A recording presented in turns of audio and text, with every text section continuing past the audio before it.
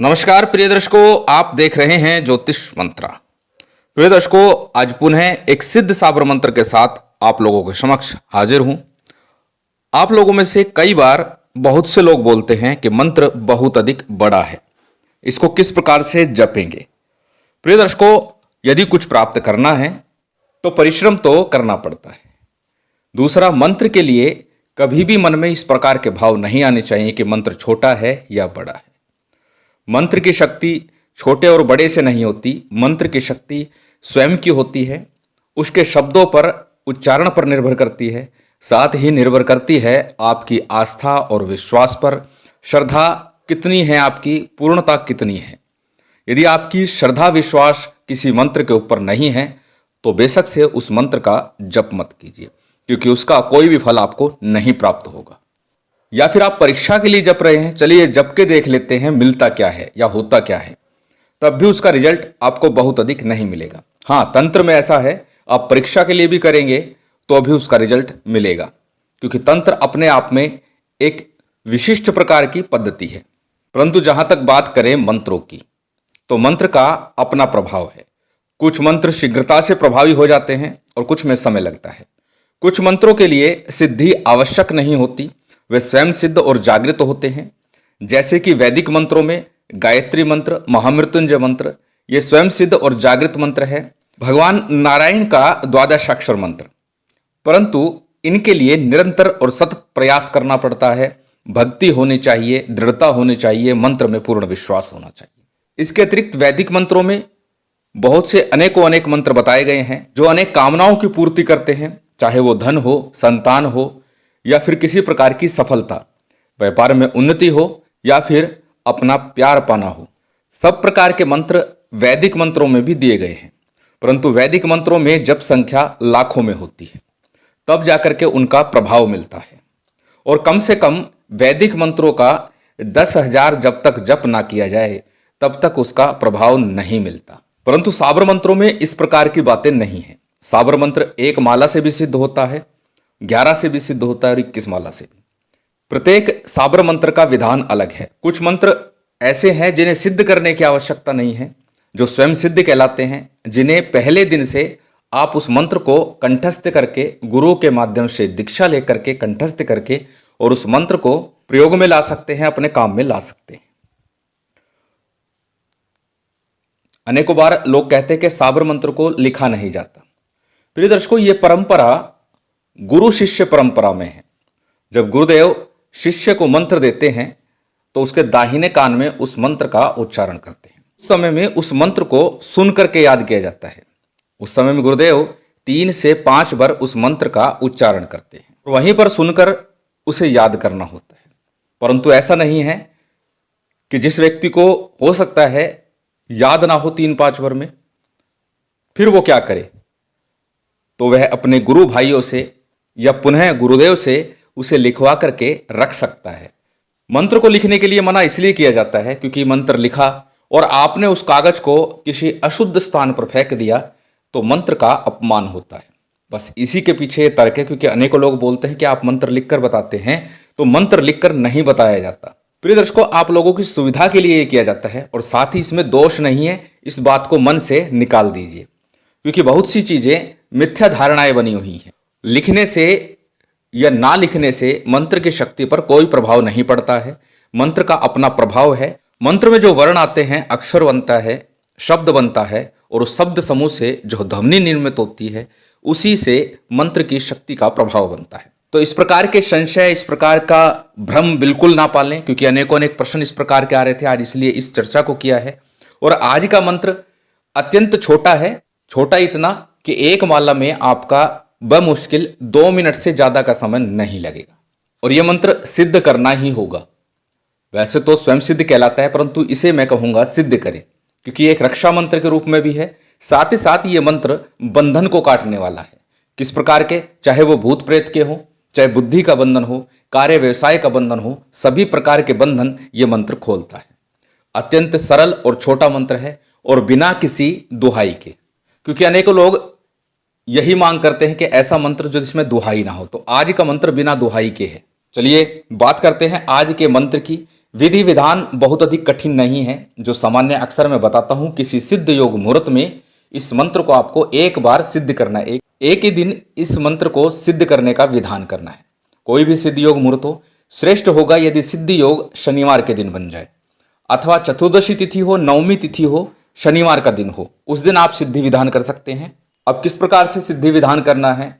सर्वप्रथम किसी भैरव जी के या देवी के मंदिर में चले जाइए या गुरु गोरखनाथ जी के आश्रम में चले जाइए, कुछ भेंट प्रसाद लेकर के प्रार्थना कीजिए सफलता के लिए। और उसके बाद संध्या काल में या रात्रि काल में इस मंत्र का आपको जप करना है।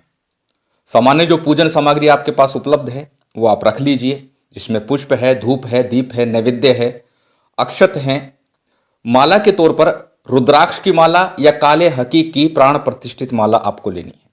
प्रिय दर्शकों, माला और यंत्र प्राण प्रतिष्ठित ही ले, तभी आपको शीघ्रता से और पूर्ण फल प्राप्त होगा। अन्य पूजन सामग्री सामान्य है, जो अक्सर सभी पूजन सामग्री के तौर पर मैं बताता हूं। इसके साथ साथ नैवेद्य की बात करते हैं तो नैवेद्य के रूप में 2 बर्फी के पीस आपको रखने हैं, या फिर कोई भी नैवेद्य आप रख लीजिए। बूंदी के 2 लड्डू रख सकते हैं नैवेद्य के तौर पर।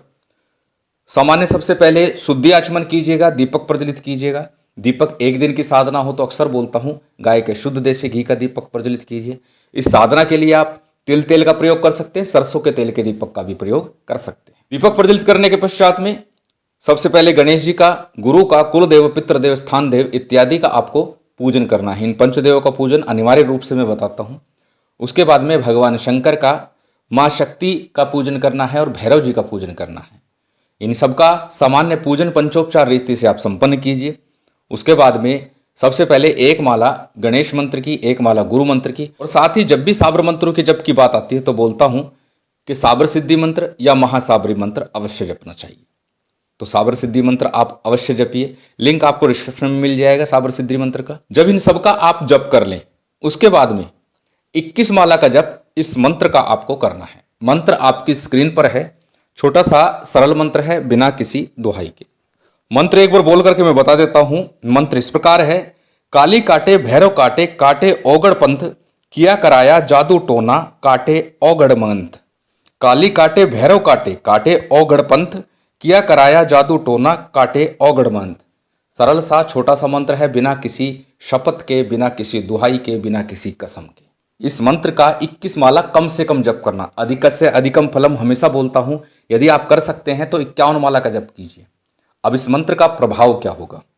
जैसे कि इसमें बताया भी है कि किया कराया जादू टोना किसी प्रकार का हो, चाहे बुद्धि का बंधन किया गया हो, चाहे शरीर का बंधन कर दिया है, घर का बंधन कर दिया है, व्यापार का बंधन कर दिया है, किसी प्रकार का भूत प्रेत तंत्र मंत्र के द्वारा बंधन किया गया है, स्वास्थ्य को, व्यापार को हानि हो रही है, कोई भी कारण है, इस मंत्र का प्रयोग सिद्धि के बाद आप कर सकते हैं। अब करना किस प्रकार से है?